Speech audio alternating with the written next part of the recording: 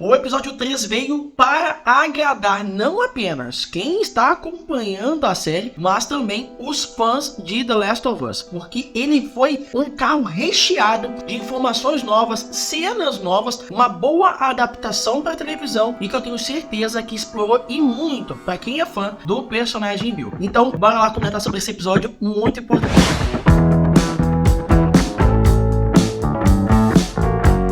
Salve família, a gente aqui na área para mais um vídeo de análise do The Last of Us. Chegamos ao terceiro episódio. Eu vou falar para vocês uma coisa que pode parecer até clichê o que eu vou falar. Porém, esse episódio para mim foi o mais importante da série até o momento. Eu acho que até mais importante do que o primeiro episódio, que querendo ou não, trouxe pra gente todo o glamour da série. Porém, o terceiro episódio foi algo muito mais monumental em questão narrativa e também sobre a história. Um pouquinho mais ali de ênfase, né, no personagem Bill e também do Frank. Mas antes da gente comentar sobre esse episódio, deixa o like, se inscreve no canal. E outro detalhe, comenta aqui embaixo o que você achou do episódio, o que você tá achando da série, dessa adaptação para televisão, de uma das obras mais incríveis do mundo dos videogames. Pessoal, antes da gente analisar o episódio, eu preciso comentar uma coisa com vocês. E talvez isso é uma das coisas que, pra mim, deixou esse episódio muito melhor do que a gente conheceu no jogo. E o porquê da importância da gente jogar o jogo e também ver a adaptação da série, né? A adaptação para a televisão. Quando você joga um jogo no estilo The Last of Us ou qualquer outro jogo de exploração com uma boa narrativa, uma boa história, é você conseguir ler as anotações, os arquivos, todos os coletáveis que você pode ler e conhecer, se aprofundar mais no jogo. Lá na série do The Last of Us, a gente tem bastante disso. E talvez esse sentimento que a gente gostaria de ter mais profundidade sobre certo personagem, sobre um relacionamento, ou até mesmo a anotação de uma criança que deixou para os pais e aquilo nos traz uma certa comoção, o que esse episódio 3 fez foi algo muito além dessa sensação. Então eu acho que por isso que esse episódio foi tão importante para quem já jogou o jogo, para quem sabe da importância de ler esses arquivos, se aprofundar cada vez mais nessas mini histórias que a gente encontra no jogo. Mas vamos começar do começo, não é mesmo, família? Se tem uma coisa que me chamou a atenção é que não teve uma cena pré-abertura, né, pré-introdução, como teve no primeiro e no segundo episódio. E o que me chamou a atenção enquanto eu assisti a série é que no primeiro e no segundo episódio nós chegamos a essas cenas que comentavam um pouquinho mais do passado, do que reverberava toda a questão, né, da pandemia, do ataque, né, dos fungos e tudo mais. Eu senti que não precisou disso porque eles vão explicar durante todo o episódio. E já a gente vai comentar sobre isso no decorrer dessa análise. Então já fiquei muito feliz porque vai ser um episódio que vai tratar de muita coisa antes mesmo do que tá acontecendo agora, né, com o Joel e a Ellie. E logo ali no começo, pessoal, nós tivemos uma aproximação melhor do Joel com a Ellie. Eles estavam caminhando e entraram no primeiro estabelecimento. Aqui a Ellie comenta, por exemplo, quando ela viu uma máquina de arcade do Mortal Kombat, em que uma amiga dela era muito viciada nesse jogo e tudo mais. Porém, na DLC Left Behind, onde a gente conhece a história por trás da Ellie e da Riley, a gente vê que na verdade é uma outra máquina. E eu gostei muito dessa mudança, porque faz uma boa referência a algum jogo nosso que era da época, e eu gostei muito dessa conexão. Eu achei bem legal esse easter egg que nós tivemos aí da franquia, né, do Mortal Kombat dentro do The Last of Us. Mas o que mais me impactou é que durante essas conversas que eles estavam tendo, me lembra muito os papos que eles tiveram no jogo também. Porém, uma cena me chamou bastante a atenção. É uma cena em que o Joel fala pra Ellie não olhar algo ali na frente. E essa cena é bastante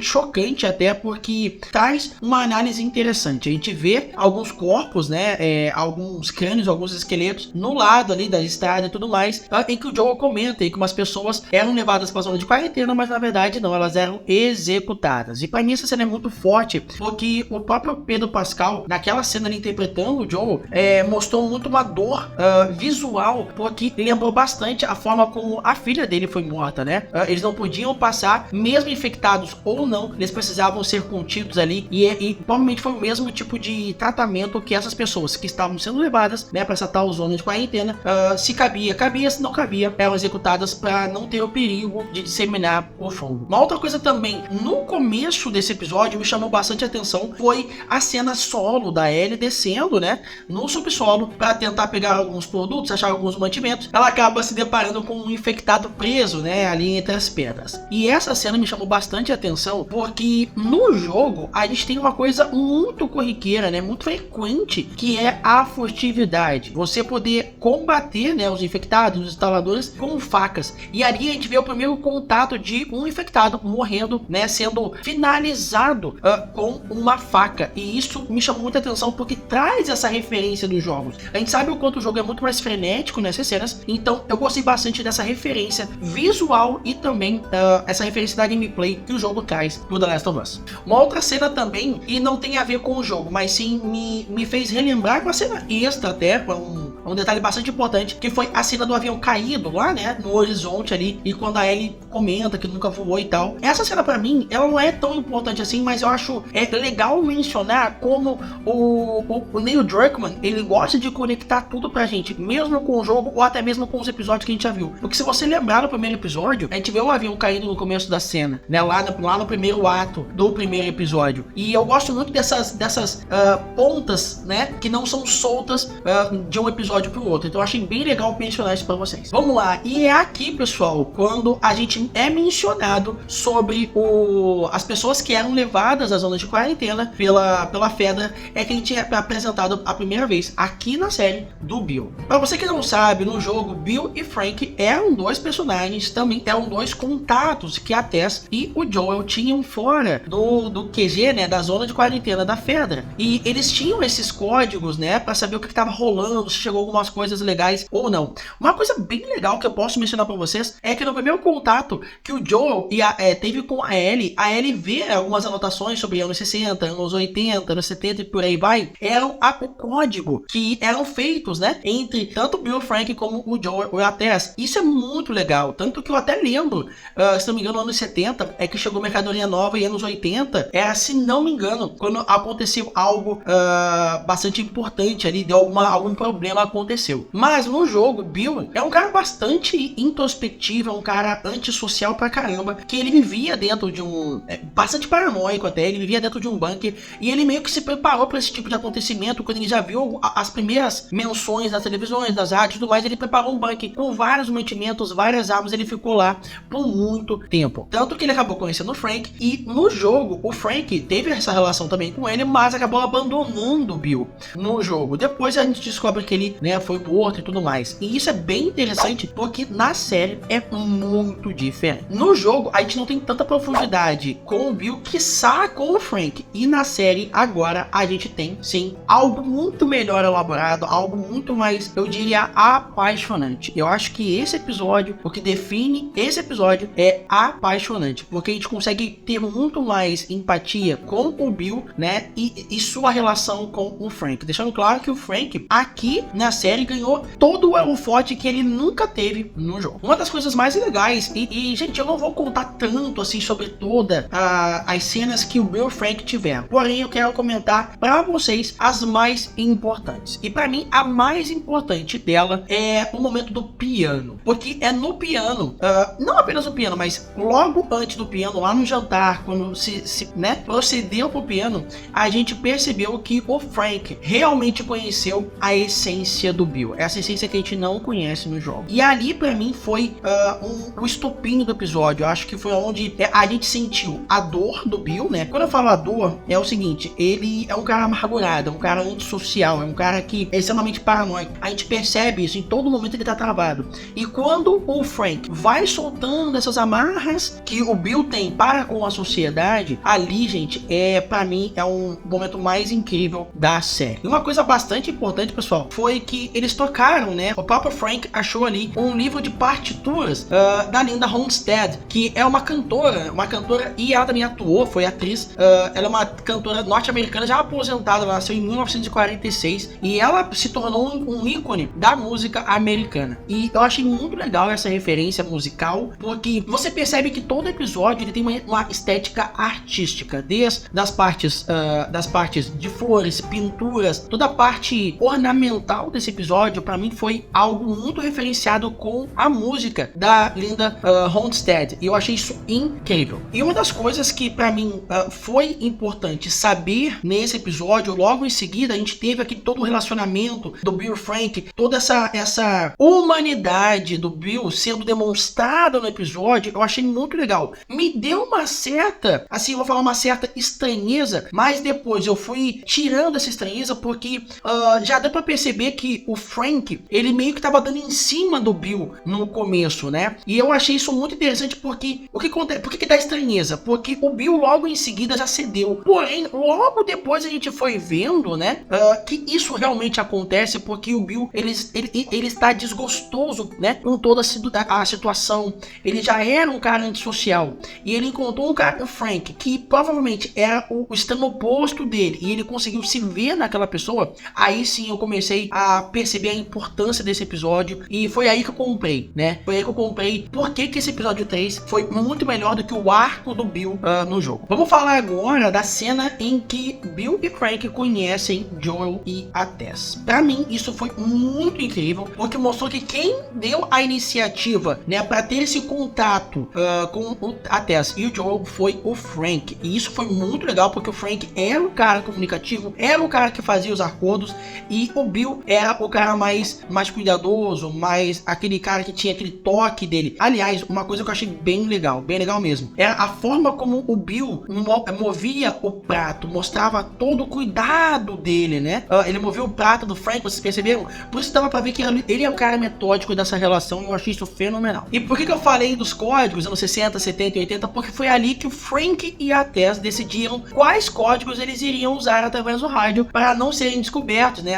O envolvimento deles. E por isso que a gente falou dos anos 60, 70 e 80. Uma coisa que aí sim é importante deixar ressaltado, porque esse episódio não falou apenas de flashback, não falou apenas do que aconteceu, e também deixou muito claro o que nós podemos esperar e vamos esperar: os saqueadores. Gente, é muito importante falar isso porque na conversa que o Bill teve com o Joel ali naquele almoço, né, naquela refeição ali, ele comenta sobre os saqueadores. E para você que não sabe, além dos vagalumes e da Fedra, nós temos os saqueadores, que são, a gente tem esses três grupos mais importantes no jogo, né? Desde a Fedra, nós temos os vagalumes e os saqueadores. A gente pode considerar eles um grupo, né? Porque se você não é um vagalume, se você não é a Fedra, você é um saqueador, você é um bandido, você é um personagem que nós dizemos assim que ele é um antagonista de toda a situação. Até mesmo porque se você acha que os fungos são os vilões, calma, tem muito mais por aí. E eu posso mencionar aqui como a importância do humano sendo o inimigo do próprio humano. A gente vê em obras como o próprio The Walking Dead, onde no começo a gente tem esse perigo exaltado pelos zumbis, mas ao decorrer da série, quem são os inimigos? São os humanos. E aqui vai se repetir, tá? Vai se repetir porque no jogo a gente percebe que quem é o maior vilão é o próprio humano. Bom, continuando, logo em seguida a gente vê sim um grupo de saqueadores tentando invadir a área em que o Bill e o Frank mantiveram ali por muito tempo. E gente, uma das coisas que a gente precisa ressaltar, e foi feito, foi, né,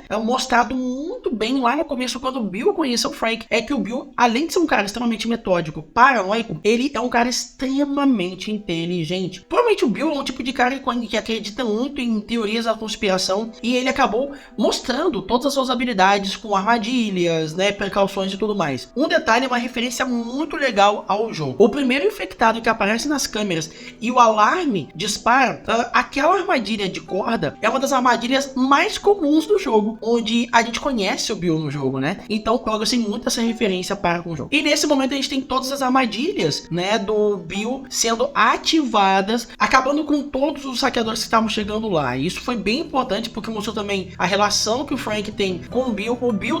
E mais interessante nessa cena, pessoal, é que a gente acha que o Bill é que vai morrer. E não é o Bill, não. Realmente, o Bill tomou o tiro, mas foi logo em seguida, se recuperando e tudo mais. Isso foi bastante importante pra gente ter essa mudança de visão do jogo, né, com a série. Daqui pra frente, pessoal, tudo é muito diferente do jogo, tá? Aqui é tudo novidade pra gente. É aqui que a gente sente todo o carinho, todo o afeto pelos dois personagens. E o Frank, nesse momento, a gente descobre que o Frank, ele tem uma doença terminal, né? Pode ser, ali não é revelado, né? Mas a gente tem ali visivelmente que ele está bastante doente, ele tem uma doença terminal e que tá acabando com ele. Ali, pessoal, eu tinha a sensação de que, não, o Frank vai acabar fazendo alguma outra coisa e tudo mais, e não vai mudar tanto. E, gente, me impressionei, mudou muito. No jogo, o Frank é encontrado enforcado. E aí, pessoal, a gente tem essa dor, toda essa preocupação, essa intimidade dos dois em saber como eles vão